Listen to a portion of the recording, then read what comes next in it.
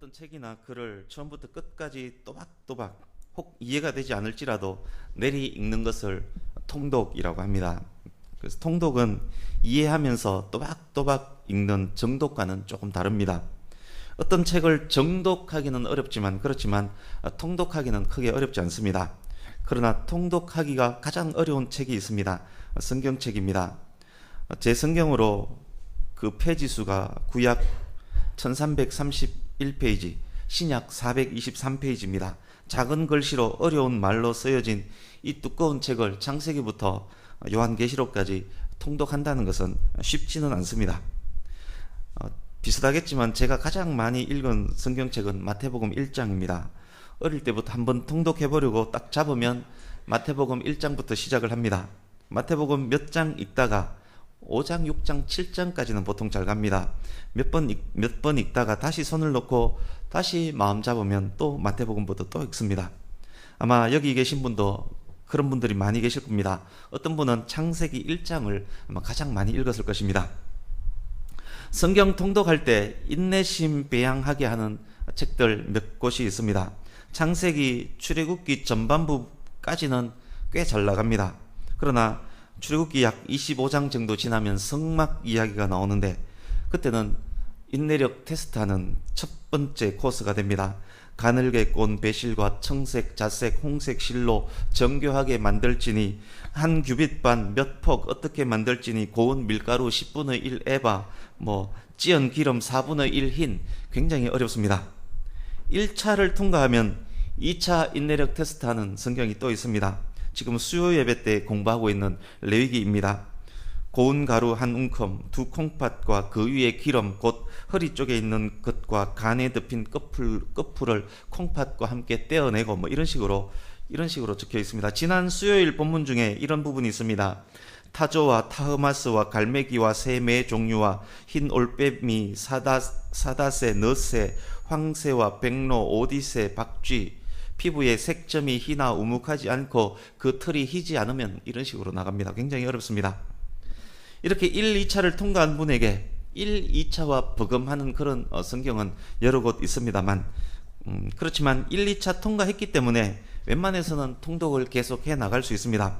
그렇지만 강력한 3차 앞에 무릎을 꿇는 성도가 굉장히 많습니다. 저도 매 통독 때마다 인내하며 읽는 것입니다. 어젯밤에 우리 혁이가 이야기했습니다. 아버지, 역대상 너무 어려워요.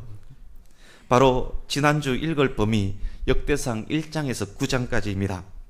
일정표에 맞춰서 성경 통독하시는 분은 아마 지난주가 많이 힘들었을 것입니다. 아마 역대상 1장부터 7장까지가 지난주 읽을 본문에 포함되어 있습니다. 읽지 않는 분은 도대체 무슨 소리 하는지 모르겠습니다만 아마 지난주가 어려웠을 겁니다. 읽다가 포기하고픈 유혹을 받았던 분도 분명 계실 겁니다.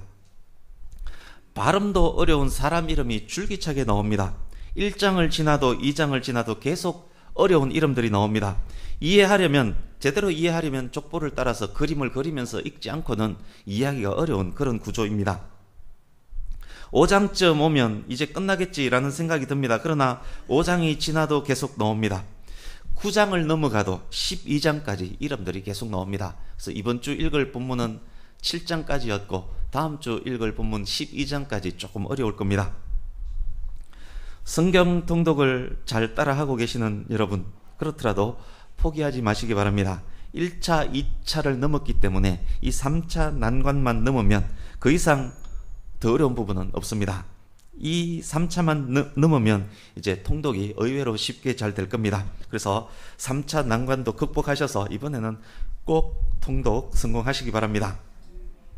통독은 하면 할수록 은혜가 있습니다. 읽을 때마다 주시는 감동이 다릅니다. 매 읽을 때마다 나에게 주는 그 감동하는 부분을 글로 줄을 쳐놓으면 다음에 읽을 때는 왜 이 부분이 그때 감동이 있었지 잘 모르지만 다음에 읽을 때는 새로운 부분에 새로운 감동이 또 생깁니다.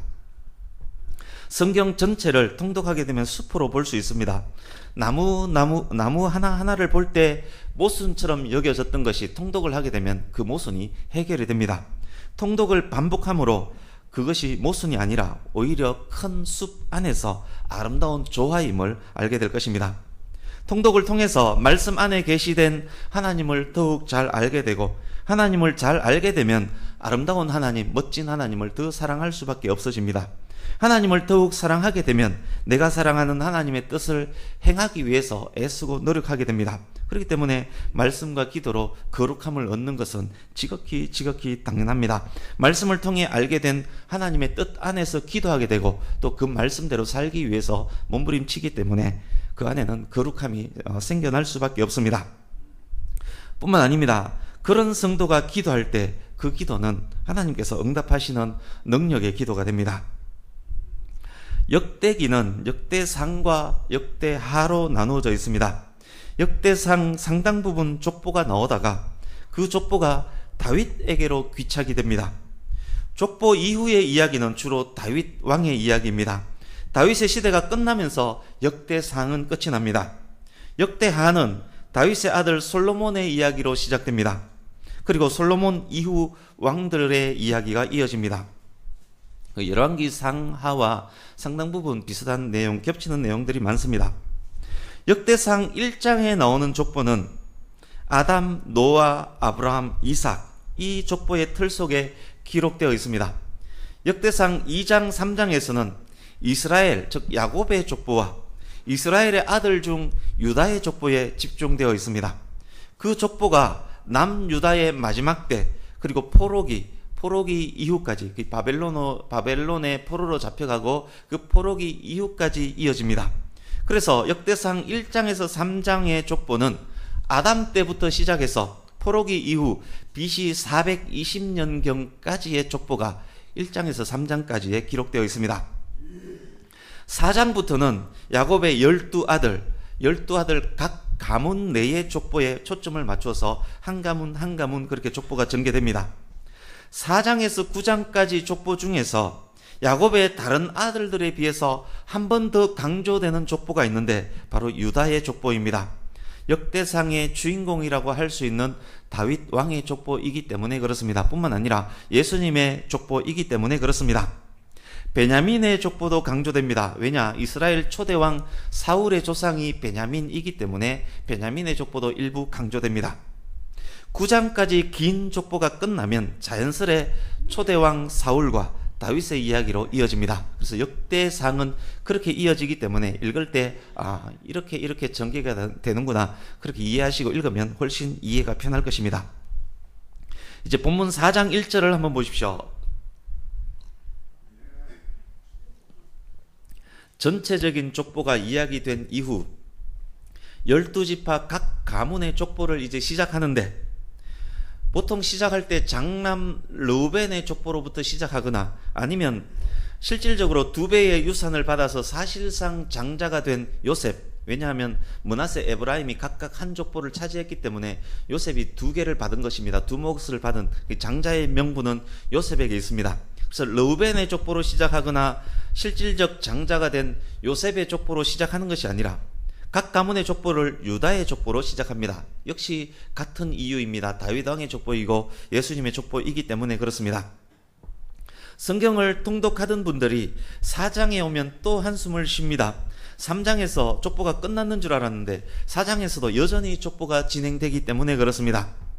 족보 이야기에 그야말로 통독, 아무 생각 없이 쭉 읽어가다가, 그런데 순간 눈을 번쩍 띄게 하는 말씀이 중간에 팍 나옵니다.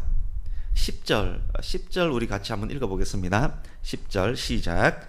야베스가 이스라엘의 하나님께 아뢰어 이르되 주께서 내게 복을 주시려거든 나의 지역을 넓히시고 주의 손으로 나를 도우사 나로 환난을 벗으나 내게 근심이 없게 하옵소서 하였더니 하나님이 그가 구하는 것을 허락하셨더라. 아멘.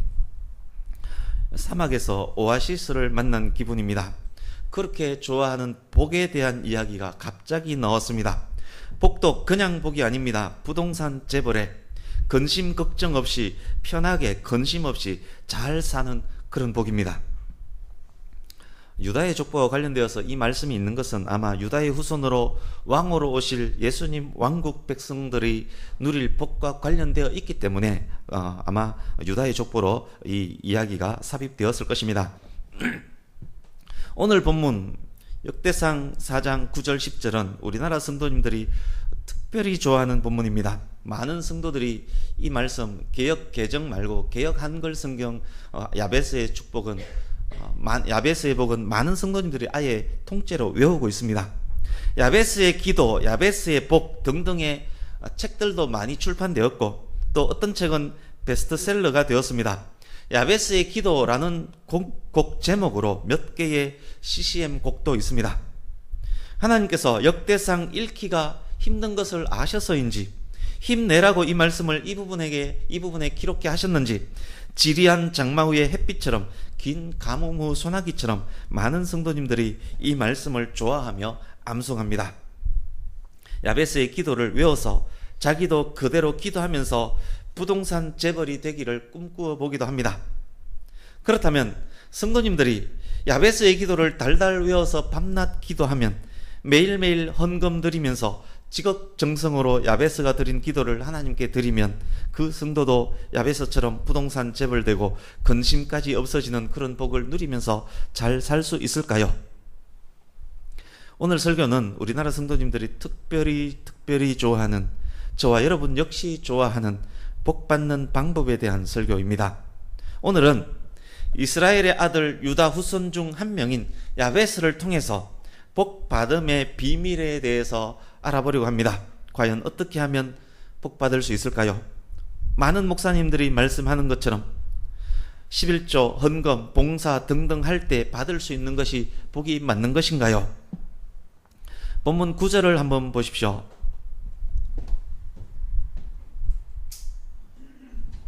마이크에 바람이 많이 들어가고 있어서 좀 고개를 숙였습니다. 본문 9절 보십시오. 어떤 어머니가 아이를 낳고 아들의 이름을 야베스라고 지었습니다. 야베스라고 이름을 지은 이유가 있습니다. 그 아이를 낳을 때 수고로이 낳았기 때문입니다. 수고로이로 번역된 히브리 원어는 고통, 슬픔이라는 의미의 아차브에서 유래한 오체브라는 단어입니다. 수고로이라는 단어가 난산의 고통만을 이야기하는 것이 아닙니다. 환경적 슬픔과 고통도 함께 내포된 단어입니다. 늑대와 춤을이라는 제목의 영화가 있습니다. 주인공 던비, 케빈 코스트너입니다. 주인공 던비가 늑대와 잘 노는 것을 보고 인디언들이 던비에게 붙여준 이름이 늑대와 춤을입니다. 늑대와 춤을이라는 제목이 사람의 이름이라는 말입니다. 이 늑대와 춤을이라는 영화 안에 보면 별별 이름이 다 나옵니다. 새를 발로 차기, 아마 발로 새를 잘 찼나 봅니다. 10마리 곰, 머리에 부는 바람, 주먹 쥐고 일어서라는 등등 그런 이름들이 많이 나옵니다. 야곱의 아내 라헬이 둘째 아들을 낳습니다. 너무나 고통스럽게 아이를 낳은 후에 베노니라고 소리치면서 라헬이 죽습니다. 이 베노니라는 뜻은 나의 슬픔의 아들이라는 뜻입니다. 그토록 고통당하면서 아들을 낳았기 때문에 라헬이 베노니라고 불렀습니다. 이름의 중요성을 아는 야곱이 잽싸게 아들 이름을 바꿔서 베냐민이라고 부릅니다. 베냐민은 오른손의 아들이라는 뜻입니다. 야베스의 어머니도 마찬가지입니다. 큰 슬픔과 고통 중에 아이를 낳았습니다. 아이를 낳고 이름을 야베스라고 지었습니다. 야베스는 수고로이로 번역된 단어 아차브에서 온 이름입니다. 야베스 이름의 뜻은 슬픔, 고통이라는 의미입니다. 그토록 수고로이, 고통 중에 슬픔 중에 낳았기 때문에 야베스라고 이름을 붙였습니다. 많은 성도들은 야베스의 기도에 집중합니다. 야베스가 기도했습니다. 기도 내용이 너무 멋있습니다. 나의 지경, 나의 지역을 넓히시고 주의 손으로 도우사 환난을 벗어나 근심이 없게 하소서. 완전 짱 아닙니까? 더 짱인 것이 있습니다. 하나님이 그가 구하는 것을 허락하셨더라. 정말 짱 아닙니까? 뉴스에서 누가 로또 당첨되어서 100억을 받았다라고 합니다. 자기도 로또 사면 꼭 100억 당첨될 것 같습니다. 나도 야베스처럼 기도하면 꼭 하나님께서 허락하실 것 같습니다. 그래서 덩달아 야베스의 기도에 주목합니다. 그렇지만 오늘 저는 야베스의 기도가 아닌 야베스라는 인물에 주목하려고 합니다. 야베스가 기도할 때 어째서 하나님께서 허락하셨을까요? 야베스의 기도가 멋들어져서 허락하신 것일까요? 야베스의 기도보다 더 멋지게 기도하는 사람 세고 셌습니다. 대표 기도할 때 많은 분들 기도할 때 정말 멋지게 화려하게 기도하는 분 얼마나 많습니까? 야베스 기도보다 훨씬 멋지게 기도하는 사람 많습니다. 그렇다면 그도 야베스처럼 그런 복을 받았을까요? 그렇지 않습니다. 하나님께서 허락하신 이유는 야베스의 기도 그 자체가 아닌 먼저 야베스라는 인물과 먼저 관련이 있습니다. 만일 여러분께서도 야베스가 받은 복을 받기 원하시거든 야베스의 기도를 본받기 이전에 야베스라는 인물을 먼저 본받으셔야만 합니다. 요셉이 받은 복을 받기 원하시거든 셈 곁에 무성한 가지로 평가되는 요셉, 이 요셉이라는 인물을 먼저 본받아야 하는 것과 같습니다. 올림픽에서 금메달을 따고 싶거든 올림픽 금메달을 딴 사람들이 얼마나 어떻게 열심히 훈련했는지 그것을 먼저 본받아야 하는 것과 같습니다. 누가복음 1장에 보면 세례 요한의 출생에 대한 기사가 나옵니다. 천사가 나타나서 세례 요한의 아버지 사가랴에게 아이가 태어날 것이고 그 이름을 요한이라 하라 라고 일러줍니다. 사가랴는 늙은 우리 부부에게 어째 그런 일이 라면서 믿지 않습니다. 그 일로 벌을 받아서 당분간 사가랴가 말을 못합니다. 시간이 지나 사가랴의 아내 엘리사벳이 아이를 낳습니다. 친척들이 아이의 이름을 아버지 이름을 따서 사가랴로 짓자라고 합니다. 어머니 엘리사벳이 안 된다. 이 아이의 이름은 요한이다 라고 합니다. 친족들이 희한하네 하면서 그 아버지께로 갑니다. 아버지 사가랴가 종이에다가 이 아이의 이름은 요한이다 라고 적습니다. 그때 사가랴의 말문이 트입니다. 이스라엘인에게 태어난 아이의 이름을 짓는 것은 아버지의 의무이자 특권입니다. 친족들이 아이 이름 짓는 것을 아이 어머니에게 물은 것은 아버지가 당시에 말을 못하고 있었기 때문에 그랬습니다. 아이 엄마가 말한 이름이 이상하자 결국 아버지 사가랴에게로 가서 최종 결정을 받았던 것입니다. 그러니까 아이의 이름을 짓는 것은 아버지의 몫입니다. 아버지의 특권이자 의무입니다. 본문 9절 보십시오. 그의 어머니가 이름하여 야베스라 하였습니다. 야베스라는 이름을 아버지가 지어준 것이 아니라 어머니가 지어줬단 말입니다. 그것이 무슨 말씀입니까? 야베스가 태어날 때 그의 아버지는 생존해 있지 않았다는 말입니다. 야베스는 유복자로 태어났습니다. 어머니가 아들 이름을 고통과 슬픔의 의미인 야베스로 지은 이유가 아마 그것과도 상당히 관련이 있을 것입니다. 이스라엘에서 과부로 살아간다는 것은 참 힘이 듭니다. 야베스의 어머니는 남편이 죽을 때 태속에 야베스 이 아이를 담고 있었습니다.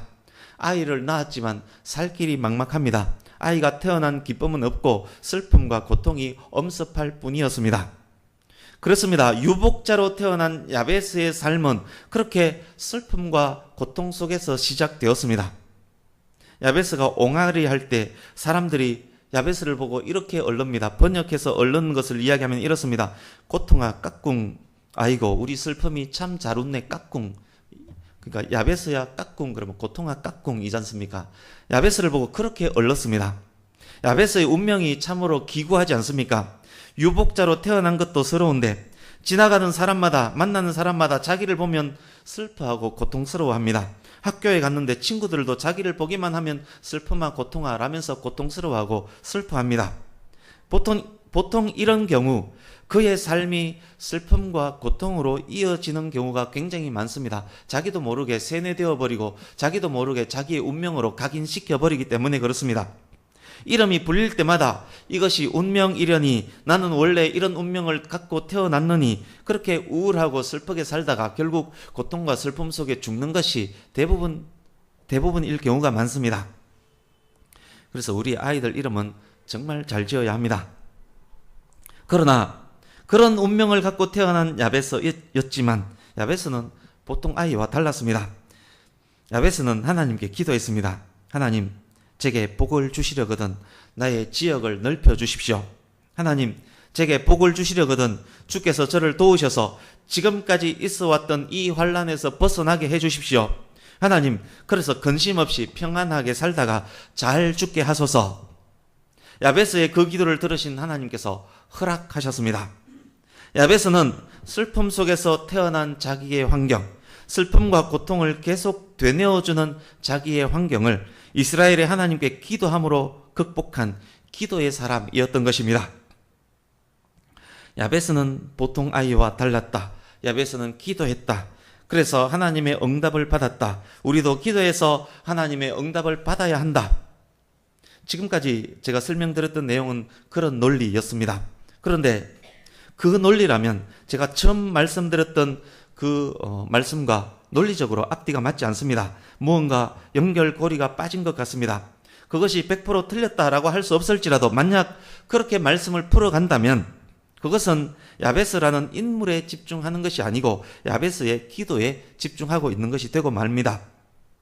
만약 그렇게 설명한다면 잔소리 말고 기도해라. 그냥 그렇게 기도하면 응답 받을 수 있다. 그런 주장이 되어버릴 수 있습니다. 그렇습니다. 그렇게 설명드리는 것은 본문의 본질이 아닙니다. 야베스의 기도보다 더욱 중요한 것은 야베스라는 인물입니다. 본문에 매우 중요한 내용이 있습니다. 9절 앞부분 보십시오. 야베스는 그의 형제보다 귀중한 자라. 야베스가 그의 형제보다 귀중한 자라고 합니다. 성경에서 형제라는 단어가 의미하는 폭은 굉장히 넓습니다.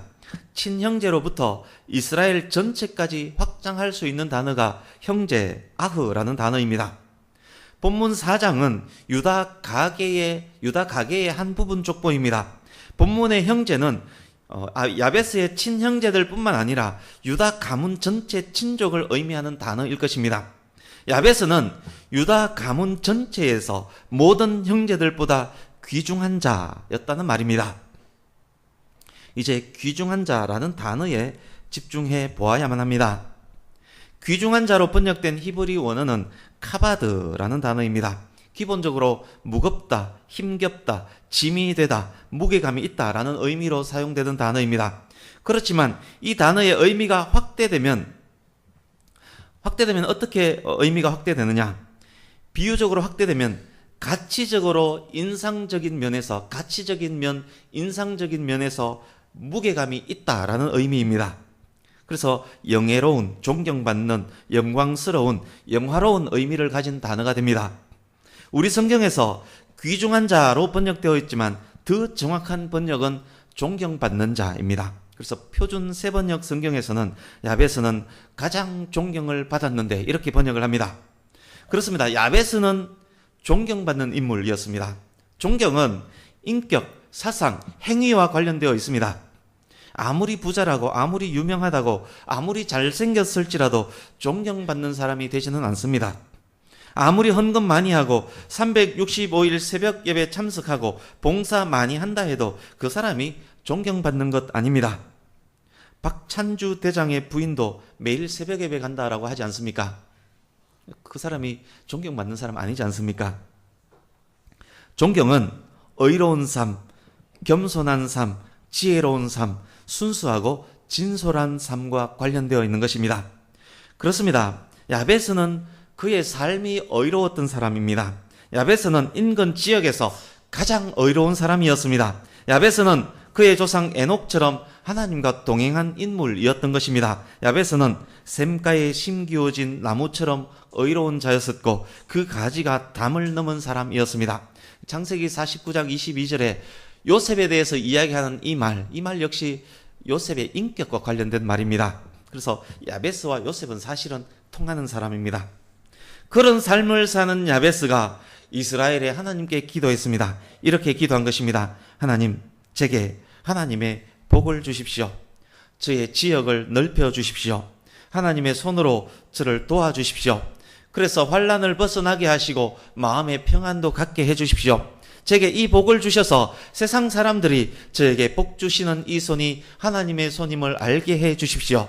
하나님께서 저에게 복을 주셔서 저의 영화로 하나님의 영광을 더욱더욱 나타내게 해 주십시오. 야베스의 기도는 그런 기도였습니다. 야베스의 기도는 하나님의 뜻에 합당한 사람이 드리는 하나님의 뜻에 합당한 기도였습니다. 야베스의 기도를 들어주므로 하나님이 야베스를 통해서 더 크게 영광 받으실 것이 확실한 그런 기도였습니다. 야베스와 함께하는 손이 하나님의 손임을 세상에 보여줄 도구로 하나님께서 야베스를 택하셨습니다. 하나님께서 야베스의 기도를 들으시고 그 기도를 허락하셨습니다. 야베스는 그의 역대기 무수한 족보 속에 빛을 발하는 그런 인물이 되었습니다. 야베스는 더욱 그의 삶으로 인자와 자비를 베풀며 하나님의 영광을 더욱 나타냈을 것입니다. 그렇게 하면 할수록 야베스는 더욱 존경받는 자, 더욱 존귀한 자가 되어갔을 것입니다. 성도님 여러분, 아무리 복 달라고 기도하시더라도, 아무리 야베스의 기도를 달달 외워서 3박 4일 쉬지 않고 기도하더라도 하나님이 그 복을 주시는 것 아닙니다. 아무리 헌금 많이 하고 아무리 봉사 많이 하더라도 복 받기 위한 수단으로 헌금하고 봉사하는 사람은 복 받지 못합니다. 왜냐, 하나님은 다 아시기 때문입니다. 재벌 아들이 있습니다.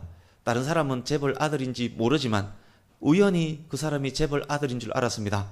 지금까지는 그들도 보지도 않다가 재벌 아들인 줄 알고 난 이후에 정말 그 사람에게 살살대면서 잘했습니다. 사람은 모를 수 있지만 만약 이 경우가 하나님의 경우라면 하나님께서 그 사람을 어여삐 여기겠습니까? 복 받기 위해서 하나님께 헌신하고 충성하는 것, 하나님보다 복이 목적이라면 그것은 하나님은 아시기 때문에 그 복 받지 못합니다. 하나님에 집중해야만 하나님께서 주시는 복을 받을 수 있습니다.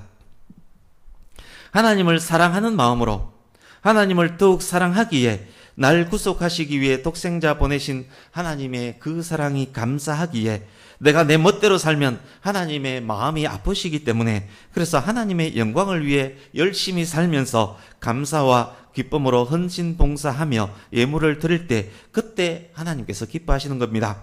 하나님께서 기뻐하시는 것은 봉사 헌신 예물이 아니라 봉사 헌신 예물 그 바탕 위에 있는 공의, 정의, 자비와 인자입니다. 공의와 자비가 없는 예물은 하나님께서 오히려 가정이 여기시는 그런 것입니다. 비록 예물, 봉사, 헌신이 없을지라도 공의와 자비를 행하는 것을 하나님께서는 기뻐하십니다. 가난한 소자 한 사람에게 행하는 것이 하나님께 행하는 바로 그것이기 때문에 그렇습니다. 그러나 얼마나 많은 자칭 하나님의 백성이라는 사람들은 복 받기만 원하고 바랍니까? 얼마나 많은 사람들이 오직 복을 목적으로 복 받기 위해 기도하고 헌신, 봉사, 헌금합니까? 복이 목적이고 하나님이 수단이 되어버린 얼마나 많은 성도가 있습니까? 얼마나 많은 사람들이 올림픽 금메달리스트의 땀은 배우지 않고 그가 딴 메달만을 얻고자 합니까? 얼마나 많은 사람들이 요셉은 닮지 않고 요셉이 받은 복만을 받기 원합니까? 얼마나 많은 사람들이 야베스는 닮지 않고 야베스가 받은 복만을 받기 원합니까? 오늘 본문과 관련된 성경 말씀들 몇 곳을 제가 읽어드리겠습니다. 귀 기울여 들으시면서 생각해 보시기 바랍니다. 개인의 복뿐만 아니라 가문 전체의 복과도 관련되어 있습니다. 시편 89편 14절 제가 읽습니다. 의와 공의가 주의 보좌의 기초라. 인자함과 진실함이 주 앞에 있나이다. 의와 공의, 인자와 진실은 하나님의 영원하고 완전한 속성입니다. 당연히 하나님께서는 의와 공의, 인자와 진실을 행하는 자를 당연히 기뻐하십니다. 시편 1편 1절 2절 제가 읽어드립니다. 복 있는 사람은 악인들의 꾀를 따르지 아니하며 죄인들의 길에 서지 아니하며 오만한 자들의 자리에 앉지 아니하고 오직 여호와의 율법을 즐거워하여 그의 율법을 주야로 묵상하는 자로다. 시편 37편 25절 내가 어려서부터 늙기까지 의인이 버림을 당하거나 그의 자손이 걸식함을 보지 못하였도다. 잠언 20장 7절 온전하게 행하는 자가 의인이라 그의 후손에게 복이 있느니라. 잠언 21장 3절 공의와 정의를 행하는 것은 제사를 드리는 것보다 여호와께서 기쁘게 여기시느니라. 잠언 21장 8절 죄를 크게 범한 자의 길은 심히 구부러지고 깨끗한 자의 길은 곧으니라. 잠언 22장 4절 겸손과 여호와를 경외함의 보상은 재물과 영광과 생명이니라. 미가서 6장 8절 사람아 주께서 선한 것이 무엇임을 네게 보이셨나니 여호와께서 내게 구하시는 것은 오직 정의를 행하며 인자를 사랑하며 겸손하게 네 하나님과 함께 행하는 것이 아니냐. 아멘. 관련된 말씀 무수히 많지만 이렇게 몇 구절만 제가 읽어드렸습니다. 이점에서 중요한 질문 하나 하겠습니다. 그렇다면 이스라엘 백성이 아닌 사람들이, 하나님을 모르는 사람들이, 예수 그리스도의 보혈로 대속함을 받지 못한 사람들이 의롭게 정의롭게 인자와 자비를 베풀며 산다면 그 사람도 야베스가 받은 복을 받을 수 있습니까? 물론 받을 수는 있습니다. 왜냐? 의로운 사람들은 존경을 받기 때문에 존경받는 사람들의 삶이 피폐한 경우는 없습니다. 존경받는 사람은 그가 망하더라도 그 자식들은 존경받는 아버지가 쌓은 덕에 의해서 그 열매를 먹는 경우가 많기 때문에 그렇습니다. 그러나 그들이 의롭다고 여김을 받는 것은 사람으로부터입니다. 그들의 의로 인하여 누군가로부터 보호함을 받는다면 그 역시 사람의 보호입니다. 그렇습니다. 그들은 하나님으로부터 의롭다함을 받지 못한 사람들입니다. 아무리 정의롭게 살더라도 그들의 행위로는 하나님의 의롭다함을 얻을 수 없습니다.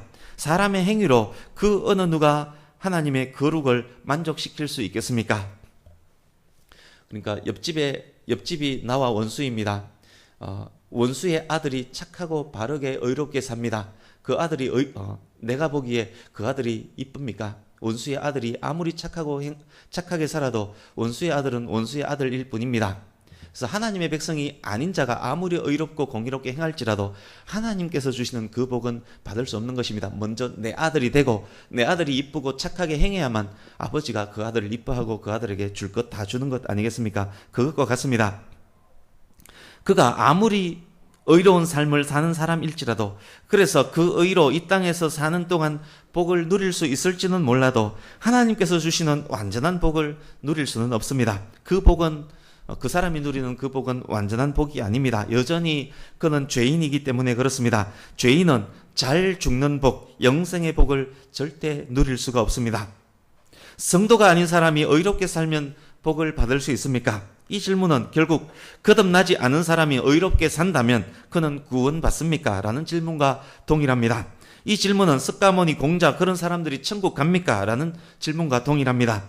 예수님의 십자가가 아니고는 이 세상에 살다 간 그 어느 의로운 사람들도 자기 몸을 타인을 위해 불사르게 내어준 의인일지라도 거룩하신 하나님 앞에서 그 의를 인정받을 수 없습니다. 이제 말씀을 마무리하겠습니다. 앞자리 와서 앉으시면 됩니다.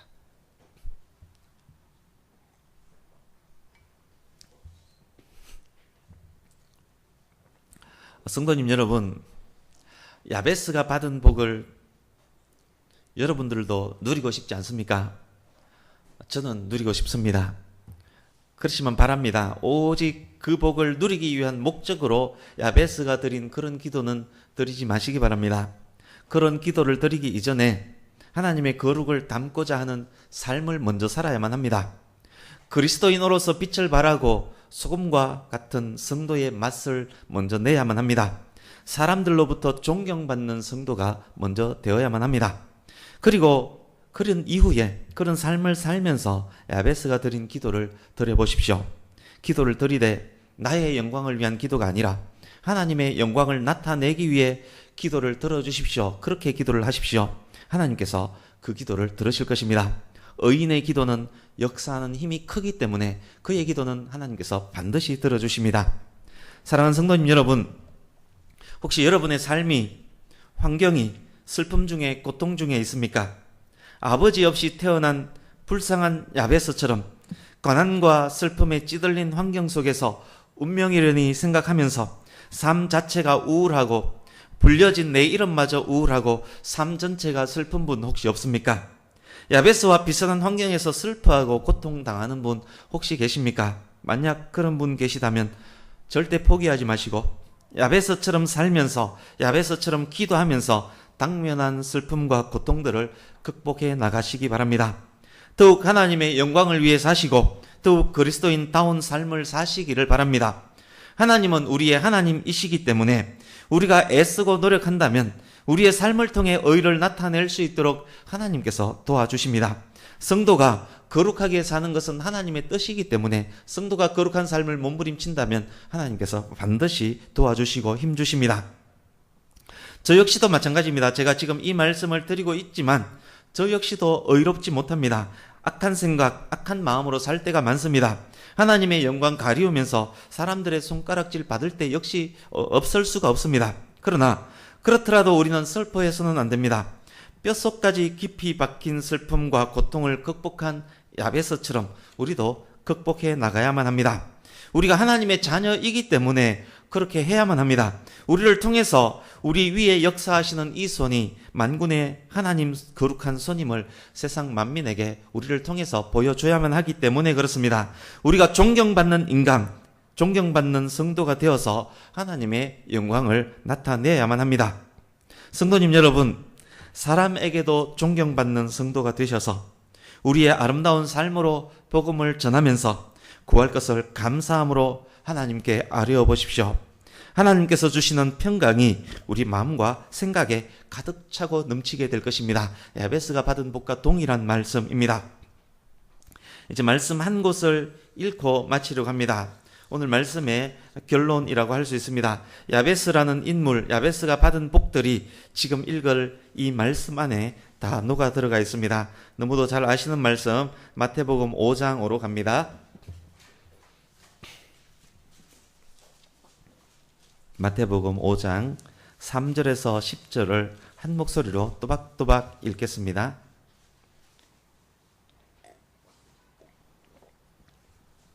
마태복음 5장 3절에서 10절 다 같이 합독합니다. 시작. 심령이 가난한 자는 복이 있나니 천국이 그들의 것이며 애통하는 자는 복이 있나니 그들이 위로를 받을 것이며 온유한 자는 복이 있나니 그들이 땅을 기업으로 받을 것이며 의에 줄이고 목마른 자는 복이 있나니 그들이 배부를 것이며 긍휼히 여기는 자는 복이 있나니 그들이 긍휼히 여김을 받을 것이며 마음이 청결한 자는 복이 있나니 그들이 하나님을 볼 것이며 화평하게 사는 자는 복이 있나니 그들이 하나님의 아들이라 일컬음을 받을 것이며 의를 위해 박해를 받는 자는 복이 있나니 천국이 그들의 것임이니라. 아멘. 오늘 말씀과 동일한 말씀 아닙니까? 예수님의 말씀 역시 동일하지 않습니까? 예수님을 믿는 저와 여러분이 당연히 누려야만 하는 복입니다. 하나님으로부터 의롭다함을 받은 성도가 확실하다면 이 복들을 천국에서 우리 모두 분명히 누리게 될 것입니다만 이 땅에 사는 동안에도, 사랑하는 성도님 여러분, 이 땅에 사는 동안에도 천국에서 누릴 그 복을, 천국에서 누릴 복의 그 맛보기를 이 땅에서도 우리가 누려야만 하는 것입니다. 하나님께서 성도에게 허락하신 행복과 기쁨과 평안과 풍성함의 복을 이 땅에서도 풍성하게 누리는 저와 여러분 되기를 간절히 바랍니다. 더욱 의로운 삶으로 하나님의 이름을 높이시고 야베스가 받은 복들이 저와 여러분의 복 또한 되시기를 예수님 이름으로 축복합니다. 아멘.